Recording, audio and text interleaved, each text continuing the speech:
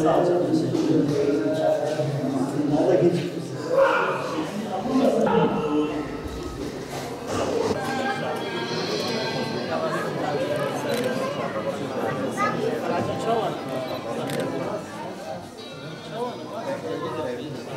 diyoruz. Bu kiminle oluyor?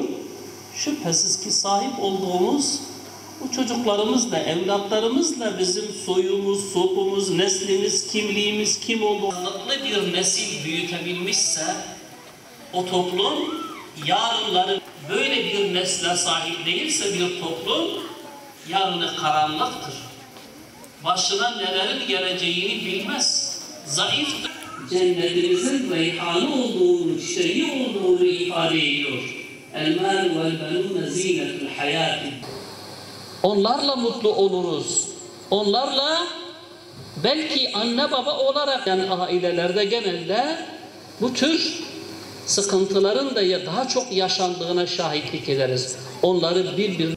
Değerli misafirler, İdeal Eğitim Vakfı ve Peygamber Sevdalıları Vakfı tarafından Azimler'in ev sahipliğinde Çocuk Eğitimi adlı seminerimize hepiniz hayırla geldiniz, şeref getirdiniz.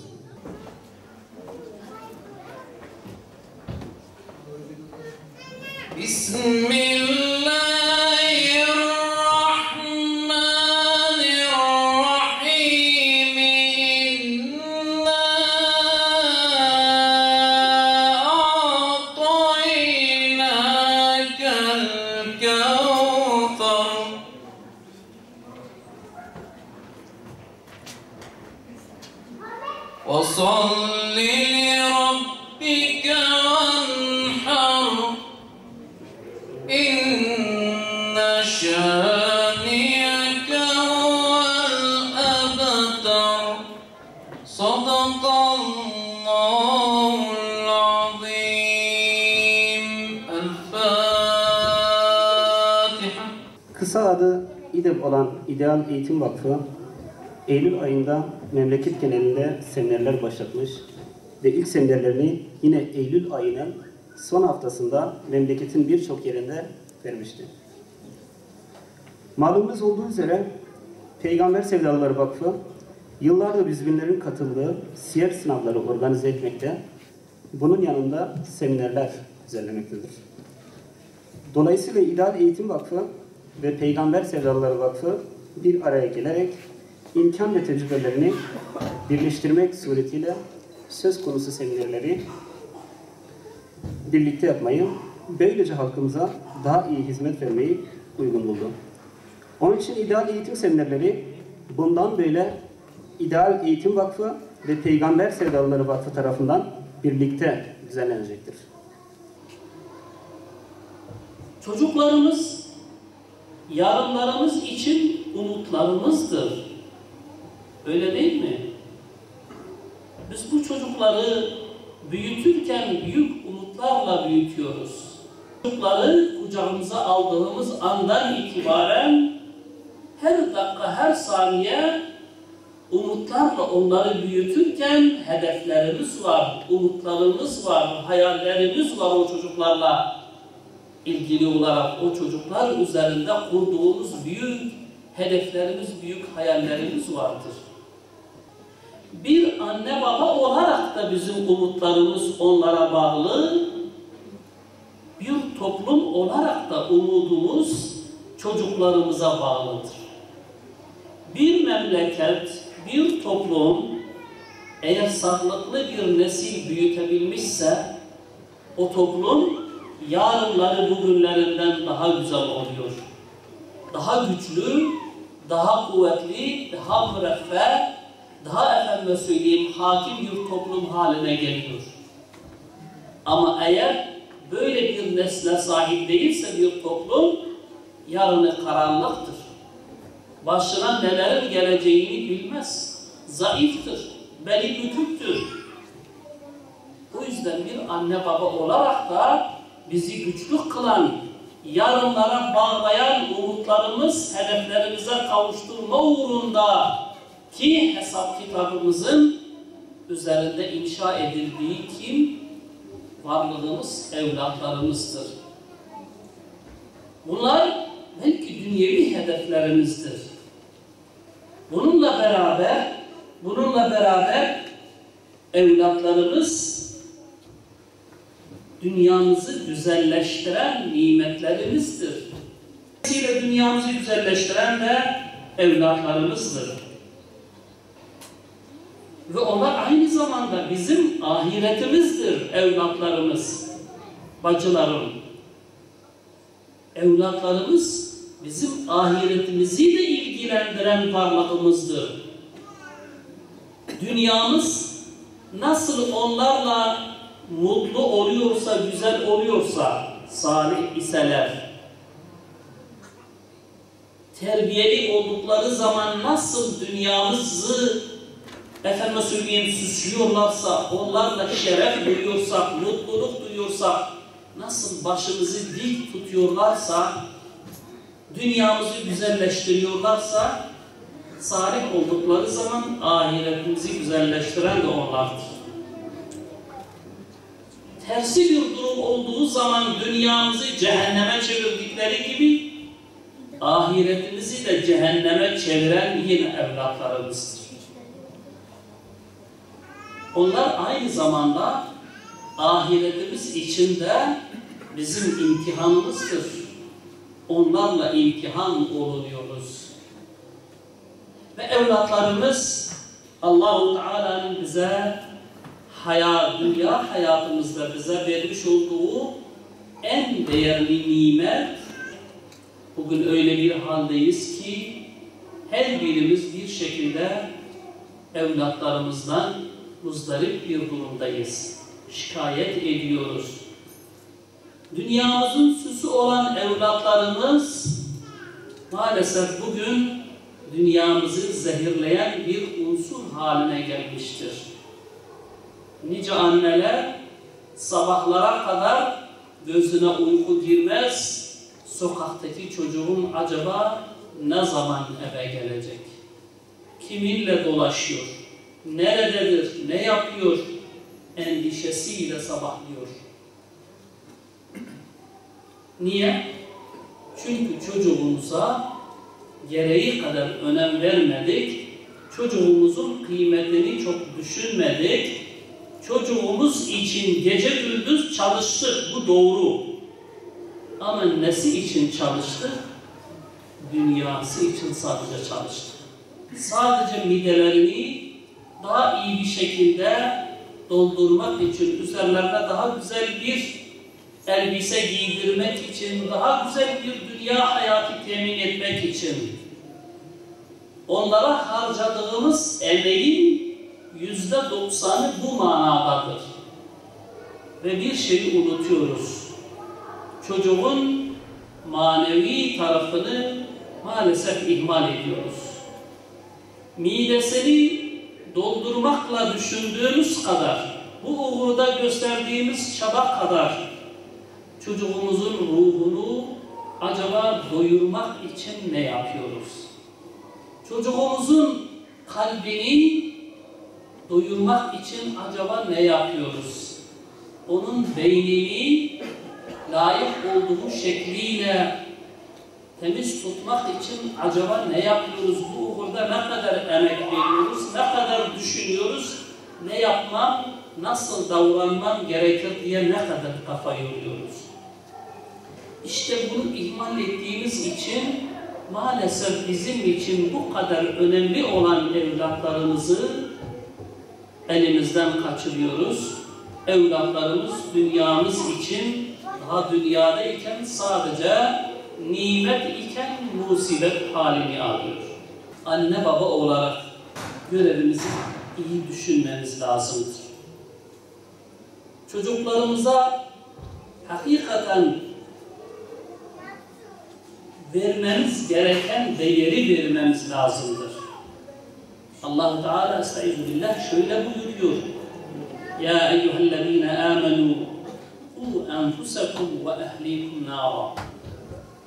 Ey iman edenler, kendinizi ve ehlinizi cehennemden koruyun. Rabbimiz bizi bekleyen bir ateşin olduğunu, bir bir cehennemin olduğunu bize haber veriyor. Ve kendinizi koruyun diyor. Kendinize dikkat edin diyor. Müslümanlar, biz çocuğumuzun ayağına bir diken batsa rahat edemeyiz. Çocuğumuzun ateşi çıksa mümkün değil, sabahı beklemiyoruz. Çocuğumuzu kaptığımız gibi doktora götürüyoruz. Sabahlıyoruz, başında nöbet tutuyoruz. En ufak bir bedeni hastalığına karşılık bütün imkanlarımızı seferber ederken çocuklarımızın manevi hastalıklarını görmezden geliyoruz. Oysa ki o manevi hastalıklar onların hem dünyasını hem ahiretini yok ediyor. Dolayısıyla biz belki onun bedenindeki ateşini hissediyoruz, görüyoruz ve çareler arıyoruz, doktor geziyoruz. Fakat namazsızlık hastalığını, ahlaksızlık hastalığını, efendime söyleyeyim ibadetsizlik hastalığını ve bunun gibi manevi hastalıkları görmezden geliyoruz. Bununla ilgili tedbir almıyoruz. Oysa Allah bu tür hastalıkların neticesinin cehennem olduğunu bize hatırlatıyor. Evlatlarımıza Rabbimizin emrettiği şekilde anne babalar olarak görevimizi yerine getirmemiz lazım. Allah-u Teala'nın emrettiği şekilde onları cehennemden korumamız lazım. Bu konuda görevlerimiz var. Bu konuda Allah-u Teala bize emrettikleri vardır. Yoksa anne baba sadece çocuk sahibi olacak. Ondan sonra o çocuk nasıl büyüyecek, nasıl yaşayacak karışmayan bir anne, duyarsız bir anne baba olarak. Tabii bu görevin çoğu daha çok annelere düşüyor. Çünkü daha çok çocuk annenin elinin altında büyüyor. Babanın görevi de elbette sabahtan akşama kadar dükkanda şurada burada çalışıp sadece çocuğun cebini parayla doldurmak değil, çocuğu efendime söyleyeyim dünyasını güzelleştirmek değil, yarın bu çocuk Allah'ın huzuruna gittiği zaman acaba nasıl olacak bunun halini iyi düşünmesi lazım. Ona göre üzerine düşeni yerine getirmesi lazımdır. Doğru olan bu değil. Evlatlarınıza en güzel bir şey vermek mi istiyorsunuz? En değerli, en tükenmez bir servet vermek mi istiyorsunuz? O zaman onlara güzel bir edep verin. İslami bir terbiye kazandırın. Bundan daha değerli bir servet yoktur diyor Peygamber Efendimiz. Hiçbir anne evladına güzel bir terbiyeden, güzel bir ahlaktan, güzel bir hayattan daha büyük bir sermaye bırakamaz. Bu da nedir? Bu da güzel bir akidedir. Bu da güzel bir ibadettir. Bu da güzel bir ahlaktır. İslami bir hayattır. İslami bir hizmettir. Maalesef çoğumuz evladımızı İslami hizmetten uzak tutuyoruz. Onlara iyilik yapıyoruz adı altında. İşte koruyoruz adı altında. Camiden uzak tutuyoruz. Dernekten uzak tutuyoruz. İslami hizmetten uzak tutuyoruz. Neymiş efendim? Musibet endişesi. Nasıl olacak bu terbiye? Nereden olacak? İyi bir insanla onu arkadaş etmezsen, iyi bir güzel bir mekana, İslami terbiye gelecek bir mekana onu göndermezsen, böyle bir efendim söyleyeyim insanla onu arkadaş etmezsen nasıl olacak bu terbiye? Nereden olacak? Kim verecek? Dolayısıyla bu hesabı iyi yapmamız lazım.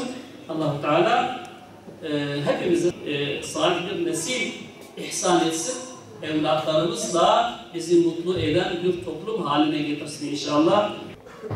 Biliyorsunuz bu dünya hayatı, şu beden, şu ömür Rabbimizin bir emaneti ve bu emaneti bir sınav için vermiş, bu emanetin hesabını soracak. Bununla beraber o verilen emanetleri içerisinde en kıymetlilerinden birisi de çocuklarımız. Onlar da emanetse, emaneti veren, emanetin sahibi nasıl bir talim ve terbiye istiyorsa öyle bir talim ve terbiyeden geçirmekle mesulüz, sorumluyuz. Bunun için Rabbimizin razı olacağı şekilde onları bir eğitim potasından geçirmemiz lazım. Nebevi eğitim sistemi neyse, Peygamber Aleyhisselatü Vesselam'ın Mekke'de, Medine'de o çocukları eğitirken uyguladığı sistem, metot neyse bizim bunu örnek almamız lazım. Yine bakıyoruz Kur'an-ı Kerim'e. Çocuklara ne vereceğiz? Hangi sırayla vereceğiz? Cevap veriyor Rabbimiz Lokman suresinde. Lokman Aleyhisselam'ın çocuğuna tavsiyelerinde görüyoruz. Lokman suresi 13 ve 19. ayetleri okuyalım. Mealen ne diyor çocuğuna? Lokman Aleyhisselam diyor ki yavrucuğum, ya buneyye, ey oğulcuğum, Allah'a ortak koşma. Allah'a ortak koşma. İkinci sırada şüphesiz Allah senin yaptığın amel hardal tanesi kadar dahi olsa bir kayanın altında, göklerde veya yerin derinliklerinde dahi gizlense Allah onu senin karşına getirir. O her şeyden haberdardır diyor. Demek ki bir çocuğa anne baba olarak aslında bu işte bizim için delil. Bir çocuğa ilk önce verilmesi gereken Allah bilincidir. Onun vahdaniyetidir. Tevhid akidesidir. Allah vardır ve birdir. Bir çocuğa ilk verilmesi gereken bu. Ardından o her şeyi görüyor. Yani yaptığın hiçbir iş ondan gizli kalmaz. Benden, babandan, annesinden, ablandan, öğretmeninden gizleyebilir, saklayabilirsin ama ondan hiçbir şey gizli kalmaz. Bu bilinci çocuğa vermek. İkinci sırada. Allah her şeyi görür, bilir, karşına çıkarır. Yani hesap verme bilinci. O Allah, o tanıdığın bir ve tek olan Allah seni kendi haline bırakmayacak. Seni kontrol ediyor ve o kontrolün neticesinde hesabını da vereceksin. Bu bilinci vermek lazım çocuğa. Üçüncü sırada ne veriyor Lokman Aleyhisselam? Yavrucuğum namaz kıl diyor. Allah bilinci varsa, o her şeyi görüyor ve biliyorsa, her şeyi gören, bilen, bir ve tek olan Allah'ın karşısında senin kıyama durman lazım. Senin rükû eğilmen, secde kapanman lazım. Bu bilinci vermek lazım. İmanı, akideyi verdin de o iman harekete geçirmeli. O iman ibadete dönüşmeli ki işte sağlam bir evlat yetişebilsin. Devamında ne diyor? Lokman Aleyhisselam iyiliği emret, kötülükten nehyet diyor. Ardından ne diyor? Kibirlenme diyor. Böbürlenme diyor. Allah kibirlenenleri sevmez diyor. Sonra yürüyüşünde mutedil ol. Sesini alçalt, yükseltme diyor. Bunlar işte bir çocuğa verilmesi gerekenler. Bunlar, öncelikler bunlar olmalı. Emin olun önceliklerimizi eğer değiştirirsek, bu verilmesi gerekenlerin önüne hocamın bahsettiği gibi okulunu, dersini, kılığını, kıyafetini, midesini yerleştirirsek o zaman yazık etmiş oluruz. Önemli husus rol model oluşturabilmek çocuklarımıza. Ve çocukların öncelikli rol modelleri, model aldığı, örnek aldığı kişi anne ve babasıdır. Başkaları da elbette vardır. Televizyondan, çizgi film kahramanlarından, öğretmeninden tutun, belki bir abisine, ablasına kadar. Ama öncelikli anne babadır. Dolayısıyla anne ve baba çocuğuna çok iyi bir temsilci olması lazım. Çocuğunda ne görmek istiyorsa kendisinde, kendi hayatında onu göstermesi lazım. Çünkü çocuklar kulaklarıyla değil, gözleriyle öğrenirler. Çocuklar çok iyi bir gözlemcidir. Çocuklar sözden değil, gördüklerinden anlarlar. Çocukların hareketlerine, davranışlarına dikkat edin. Taklitçidirler. O taklit görmenin neticesinde oluşur. Dolayısıyla öncelikle onlara söylemek değil, göstermek lazım. Çok iyi bir temsilci olmak lazım. Her devir için geçerli olan formül budur. Çocukları şeytanın elinde oyuncak olmaktan kurtarmanın yolu sevgiyle ona vermek, sevmeyi öğretmek, Allah'ı sevmeyi, peygamberi sevmeyi. Cennetle başlarız değil mi? Cehennemi biraz geri planda tutarız. Çocuğa sevdirmek öncelikli meseledir. Korkutmak değildir. Yeri geldiğinde korkutulur ama onun da bir miktarı, bir derecesi vardır. Dolayısıyla sevdirerek ve sevgi dilini kullanarak olacak. Peygamber Aleyhisselatü Vesselam ve diğer önemli bir yöntem, dil ve üslup. Çocuklarımıza evet bir şeyler yapıyoruz, yapmak istiyoruz ama bunu yaparken kullandığımız dil ve üslup nasıl olacak? Bir, yasakçı bir dil yerine biraz daha, yani yapma, etme yerine, oğlum hızlı yürüme demek yerine biraz daha yavaş yürü demek. Bağırma demek yerine biraz daha alçak sesle konuş demek. Yani o yasakçı dil ister istemez, yasaklar ne yapar? İnsanın duygusunu tahrik eder. Yasaklara daha çok meyletmeye sebebiyet verir. Adil olmak lazım. Az önce ne dedik? Çocuklar arasındaki haset damarını tahrik etmemek lazım. Uygulamadaki adalet, işte o ailedeki kardeşler arasındaki o birlikteliğin daha güzel olmasını sağlayacaktır inşallah. En büyük eksikliklerimizden birisi belki de çocuklarımıza sorumluluk duygusunu maalesef yeterince aşılayamıyoruz. Sorumluluk yüklemiyoruz. Zamanında bizler biraz sıkıntı çekmiş olabiliriz. Biraz yokluk görmüş olabiliriz. Oğlum görmesin, kızım görmesin, o üzülmesin, o yorulmasın, o terlemesin deyip de her işini görmek, ona sorumluluk yüklememek, emin olun büyük bir cinayettir. Oysa henüz 3'ünde 5'inde ona sorumluluk vermeli. Sofrayı getirip götürmeli, sofra bezini getirip götürmeli, 1-2 tabak getirip götürmeli, su dağıtmalı gerekirse 5'inde 6'sında misafirlere, ayakkabıları düzeltmeli gerekirse 8'inde 9'unda, 14'ünde 15'inde, yeri geldiğinde bir yaz dönemi 1 ay 2 ay çalıştırılmalı, bir yerde çalışsın, hayatın zorluklarını öğrenebilsin, sorumluluk yüklemeli. Ama bizler bütün sorumlulukları üstlenerek güya onlara iyilik yapıyoruz. Aman yorulmasın, aman ben yıkayayım, ben temizleyeyim, ben ütüleyeyim, hiçbir iş yaptırmayalım, hiçbir sorumluluk vermeyelim, her zaman etraflarında olmayacaksınız.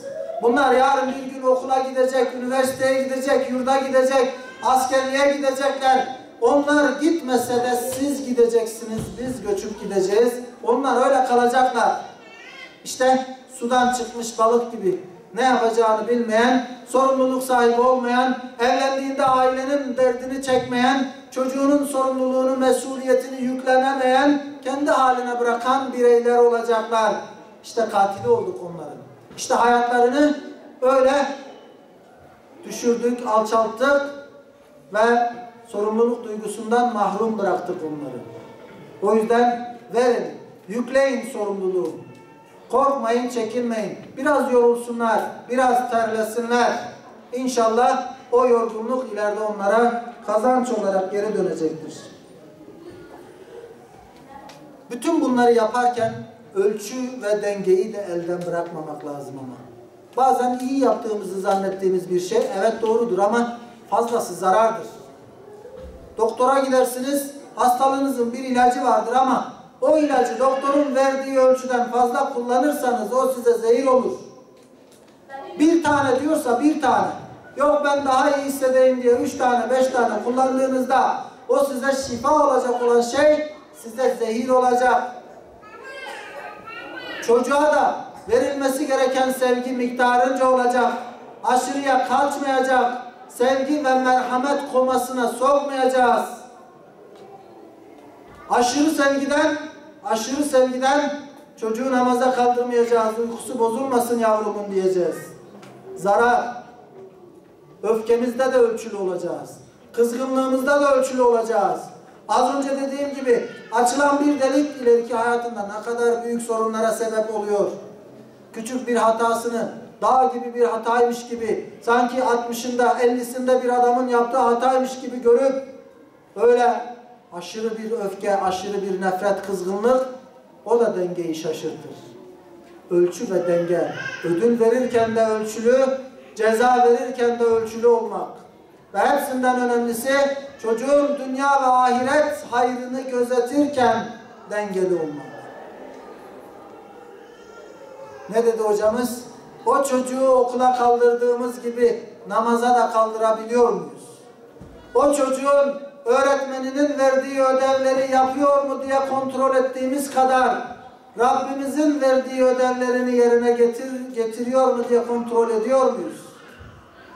O çocuğun dünyevi istikbali, 10 yıl, 20 yıl, 30 yıllık istikbali kurtulsun, ayakları üstünde dursun, mahcup olmasın, el alemin içinde rezil-i rüsvai olmasın diye endişelendiğimiz kadar gerçek istikbal olan ahirette de mahcup olmasın, Allah'ın karşısında yüzü ak olsun diye endişeleniyor muyuz acaba? O cehenneme girenlere sorulduğunda namaz kılmayanlardandır demesin diye, defteri sağ elinden verilsin diye çırpınabiliyor muyuz? Eğer bu dengeyi şaşırırsak işte o evladımızı yine kaybederiz. Vazifemizi hakkıyla yapmamış oluruz. Son 2 önemli hususla bitiriyorum. Çocuklarımızı biz olmaları gereken ortamlardan uzaklaştırıyoruz maalesef. Çocuğun en büyük öğretmenleri kimler? Annesi, babası, amcası, dayısı, nenesi, dedesi, evine gelen misafirleri. Çocuklar dedik ya, örnek alırlar, model alırlar, gördüklerinden öğrenirler. Bir misafir geliyor, hemen çocuklar diğer tarafa. Anne, baba, dede, nene geldi, rahatsız olmasınlar diğer tarafa. Oysa irfanı dededen, neneden öğrenecek o çocuklar. Senden görecek. Sen anne babana nasıl davranıyorsun acaba? Onu görmesine mani oluyorsun o çocuğu diğer tarafa göndererek. Allah. Onlardan daha şefkatlidir Allah. Bunca günahıma rağmen anne babam beni bırakmıyorsa battım bittim diyerek Allah'tan ümit mi keseceğim diyerek Allah'a yönelecek belki o çocuk. Doğruyu bulacak belki. Ve bol bol dua edeceğiz. Sabretmek öyle kuru kuru bir sabır değil elbette. Elinden geleni yapıp onu duayla süslemek. Geceleri kalkıp yeri gelirse gözyaşları içerisinde yalvaracağız Allah'a. Ya Rabbi, bu yoldan oğlum da kızım da bu yola gelsin. Onlar da senin rızanı kazananlardan olsun diye böyle Nuh Aleyhisselam gibi ismi inleyendir. İsminin anlamı Nuh, inleyen demek. Kavmi için inledi, evladı için, ailesi için inledi. Bizim de inlememiz lazım. Bizim de böyle yıllarca gerekirse vazgeçmeyecek bir sabrımızın olması lazım. İşte çocuklarımızın eğitimi için vazgeçilmez temel prensiplerimiz bunlar. Rabbim bunları hakkıyla yaşamayı, çocuklarımıza aktarabilmeyi hepimize nasip etsin. Çocuklarımızı salih ve saliha evlatlar eylesin. Çocuklarımızı bizlere şefaatçi eylesin ve cennet ehli olanlardan eylesin ki bizi de onlarla buluştursun inşallah. Allah cümlemizden razı olsun. Vâhir-i dâvâna. Toplumumuzu Müslüman bir toplum eyle. Mümin bir toplum eyle. Zurriyetimizi temiz insanlardan eyle. Evlatlarımızı da bağışla ya Rabbi. Evlatlarımızı salihlerden eyle. Onları da ibadet ehlinden eyle. Onların da yanlış gidişatına son ver ve onların yüzünü de kendine, dinine, kitabına çevir ya Rabbi.